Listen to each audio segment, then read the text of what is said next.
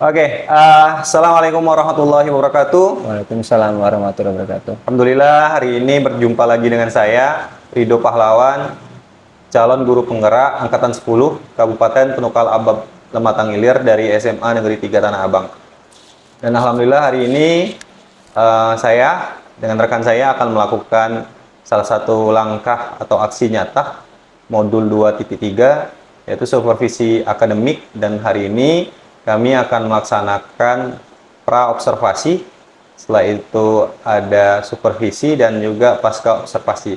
Alhamdulillah saya sendiri tidak sendirian, ada rekan kerja saya, Pak Nopran Sulisno, Sarjana Pendidikan dengan GR, yang mengajar mata pelajaran biologi.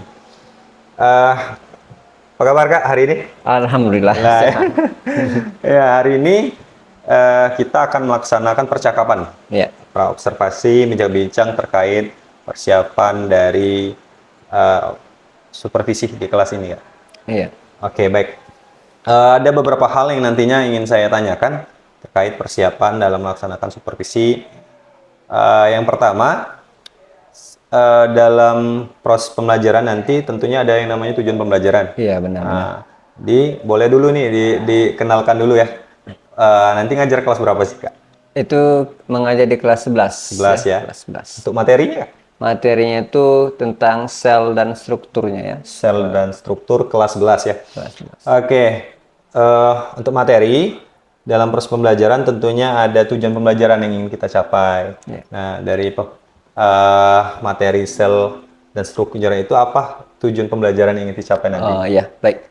Jadi memang tujuan pembelajaran ini sangat penting ya. Setiap kita memulai pembelajaran itu, jadi kita tahu apa yang target dari pembahasan atau materi kita. Ya. Nah, untuk materi sel ini sendiri, pertama itu memang diharapkan siswa itu memahami nantinya struktur dan fungsi sel itu sendiri.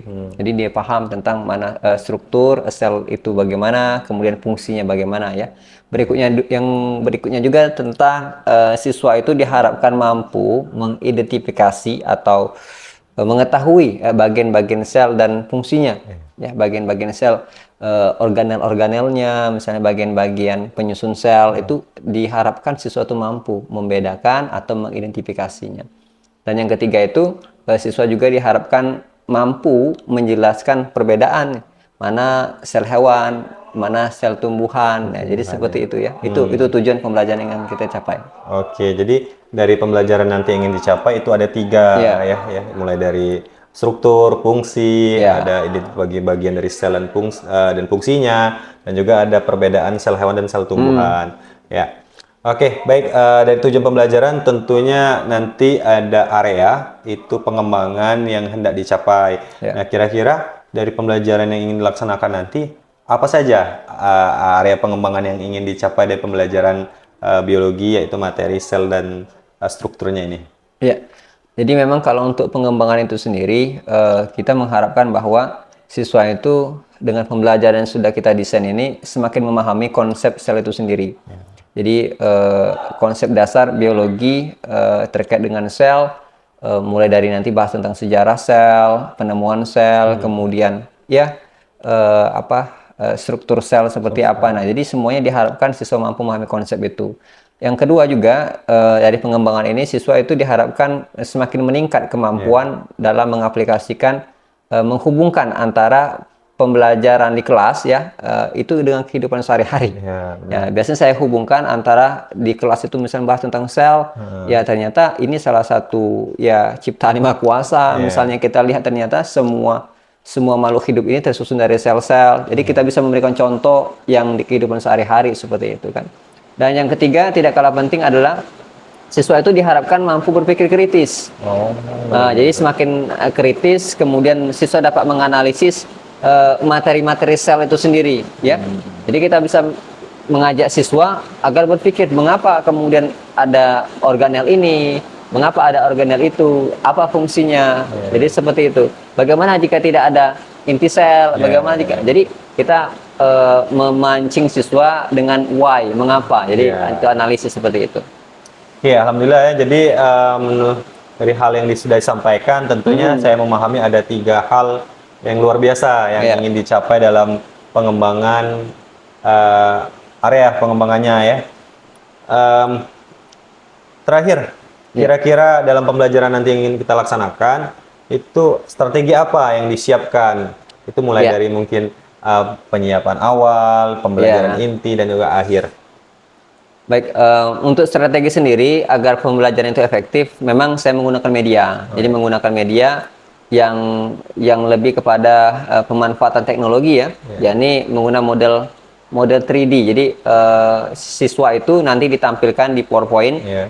3 dimensi. Nanti kita akan lihat bisa di zoom, zoom in, zoom out ya.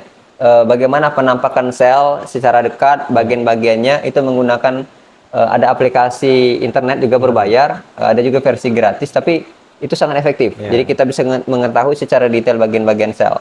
Berikutnya juga ada juga video pembelajaran. Jadi siswa itu kan kalau yang cara pembelajarannya itu audio visual itu sangat menarik kan. Untuk yang kinestetik juga ditampung dengan cara mereka biasanya maju ke depan untuk menunjukkan bagian-bagian sel-sel organel-organelnya. Jadi ada 3D video, ada animasi seperti itu. Yang ketiga juga kita memanfaatkan diskusi kelompok. Jadi kelompok itu kita bentuk kelompok bagaimana caranya agar siswa itu memahami bahwa dia harus bekerja sama antara satu kelompok dan kelompok lainnya membahas tentang sel itu sendiri. Jadi membahas fungsi-fungsinya. Nanti dibagi. Ini membahas tentang sel hewan, ini sel tumbuhan seperti itu.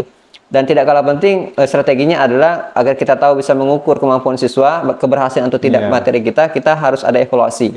Agar kemudian mereka bisa mengetahui kemampuan siswa ya. Kita juga bisa